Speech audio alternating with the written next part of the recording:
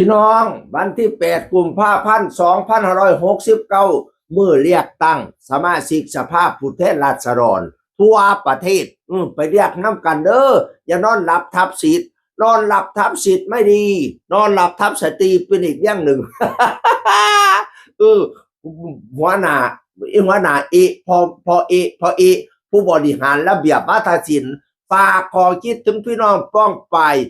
สุผู้สุคนไว้จังสี่หรือเกี่ยวกับการเลือกตั้งถึงเวลาที่สิให้บทเรียนกับพวกที่ตีค่าเฮ้าด้วยเงินบ่กี่พันเพื่อแลกเอาอำนาจแล้วไปกอบโกยแล้วเด้อพี่น้องมันเอามาให้ก็เอาเลยเงินน่ะแต่อย่าไปเลือกบ่บาปแน่นอนพะนะว่าแล้วว่าบ่บาปเอาโลดเอาโลด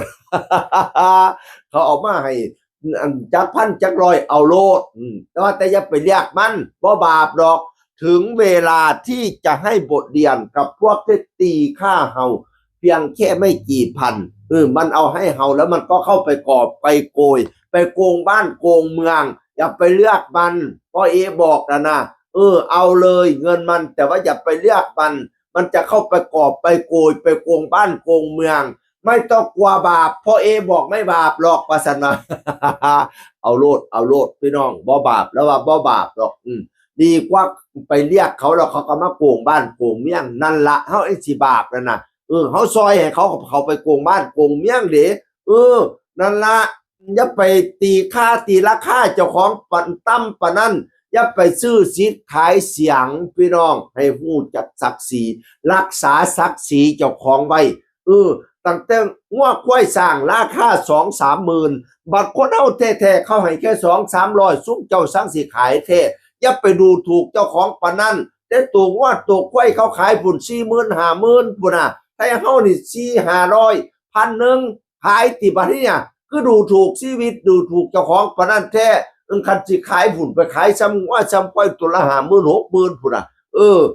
มันกล้าชื่อมันชื่อรถเปียง นั่นละพี่น้องฝากไม่เป็นขอคิดแล้วอย่านอนหลับทับสิทธิ์ไปใช้สิทธิ์ใช้เสียงเลือกคนดีเข้าสภาด้วยกันพี่น้องคัดสรรเอาคนดีไปบริหารประเทศบ้านเมี่ยงเฮาจังสิหุ่งเฮียงเลี้ยงเหลี่ยมเรียกคนผ่านก็ผ่านพาไปหาผิดเรียกบัณฑิตจะพาไปหาผลเรียกคนชั่วก็จะพาชั่วเล่นแต่แนวสับปะรดจะเรียกคนอย่างไรให้พิจารณาพี่น้องคิดคักๆงามแหลกๆซาแล้วจังค่อยกืนเด้อเรียกยากอยู่เรียกสนี่ก็ได้พี่น้องว่าแต่แล้วเรียกผู้ซื้อสิทธิ์ขายเสียงนั่นล่ะแล้วก็ไปใช้สิทธิ์ใช้เสียงพร้อมมันเป็นว่า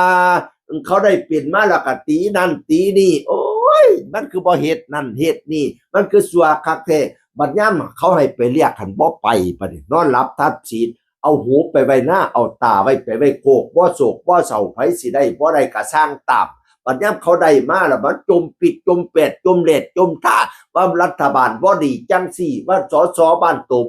บ่ดีจังซั่นจังซี่เนี่ยให้ไปเรียกแล้วบ่ไปนอนหลับทับสิทธิ์อย่านอนหลับทับสิทธิ์นะจงออกไปเรียกนำกันแล้วก็อย่าซื่อสิทธิ์ขายเสียงด้วยรักษาเกียรติรักษาศักดิ์ศรีตนเองพี่น้องซุ่มเรียกไปแล้วพอเห็นหน้าเห็นตาจักเทียย่ำอยากได้คะแนนมาว่าสันบายอ้อมเฮียนอ้อมซ่านใบหอดเสาหัวยาสุไปเอามันซุ่มบ่นั่นไฟไหม้ป้ายจังเห็นหน้าหนูน้ำท่อมหูจังเห็นกิโลสิตายมาจังคิดฮอดเฮาอยากได้คะแนนนำเฮาจังคิดฮอดเฮาอย่าไปเรียกว่าปอดมันซุ่มบ่นั่นน่ะ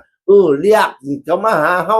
มาอันซอยบ้านซอยเมี่ยงพัฒนาบ้านเมี่ยงเฮาหุงเฮียงเลี้ยงเหลี่ยมเรียกเอาคนฉะนั้นพี่น้องคนกอบคนโกยยัดจุไปเอาคือกันนั่นก็ได้มันสิส่งเสริมประเทศให้ลมให้จมพอฝากไปเป็นขอคิดเงินเอาโลดมันจะไปเรียกมันบ่บาปดอกพอว่า เสียงอื่นคนเก่าเว้าสู่ฟังสวัสดีครับ